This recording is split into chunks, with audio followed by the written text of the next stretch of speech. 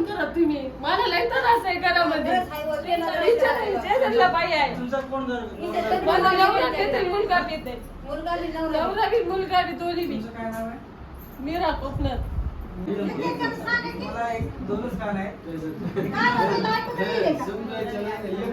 काम करायचं दारूवरच घालायचं. काय काम करतात? काय नाही शेतीतलंच का रोजानं वगैरे. रोज बी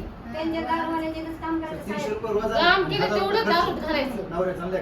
बाकी 700 रोज ती गाणं आहे. काम करून 4-8 दिवसात जमा करून. आणि आता हे दारूवाल्यानं पत्याचा डाव सुद्धा बसविलाय तिथे. आता तुम्हाला गेलं तर आता 10-15 पोरं. एवढं होणार का? आता 10-15 पोरं भेटेल मला. आता पानाच्या नावावर. ते बी सगळं बिना लग्नाचं. आता नव्हतं साहेब पानाचे डाव पण आता सुरू केलं 8-9 वर्षाची पोरं दारू पित आहेत. शाळा सोडून दारू पित बसायचे एवढं गावाला. हुडा. नाही, घोडा, घोडा. घोडा, घोडा, घोडा. पण नक्की मुद्दाम काय केलं?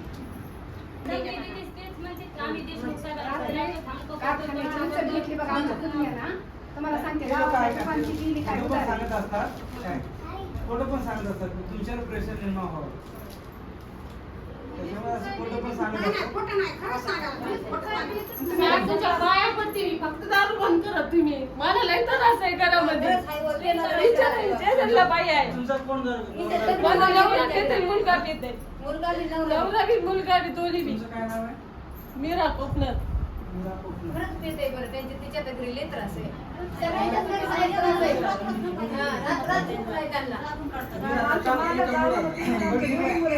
तुमच्या गावामध्ये दारू विकतात त्यांच्यावर आपण कारवाई करू. मी सुद्धा लक्ष घालत त्याच्यामध्ये मी कारवाई करतो. ठीक आहे? आम्हाला थोडस वेळ द्या त्याच्यामध्ये मी करून देतो. परंतु तुमचे लोक मुलं आता आमच्या महाराज साहेब दारू पिऊन दारू